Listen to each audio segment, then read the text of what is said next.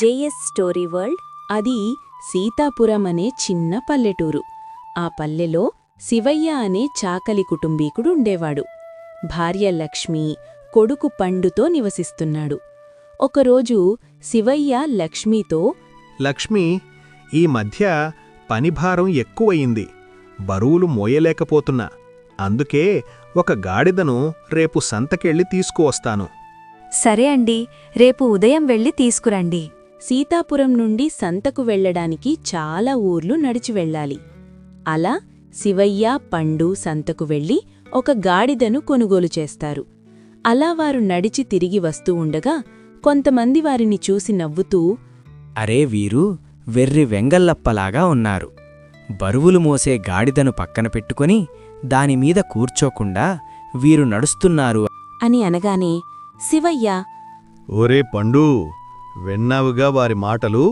ఆ గాడిద మీద కూర్చో అని చెప్తాడు. అలా వారు మరొక ఊరికి చేరుకుంటారు. అక్కడున్న మరికొందరు, చూడవే, వయస్సులో పెద్దవాడు అని కూడా చూడకుండా ఆ పిల్లాడేమో గాడిద మీద కూర్చొని ఆ పెద్దాయన్ని నడిపిస్తున్నాడు అని మాట్లాడడంతో పండు గాడిద మీద నుండి దిగి తండ్రిని కూర్చోబెడతాడు. అలా వారు ఇంకొంచెం ముందుకు రాగానే అక్కడున్నవారు, అయ్యో పాపం, ఆ మూగ జంతువుని ఎంత హింస పెడుతున్నాడు దానిమీద కూర్చొని అని అంటారు.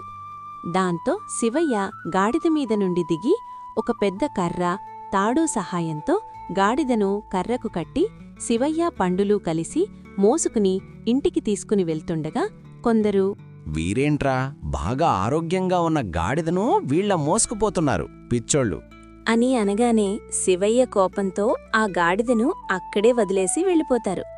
నీతి: నువ్వు ఏ పని చేసినా జనాలు ఏదో ఒకటి అంటూనే ఉంటారు.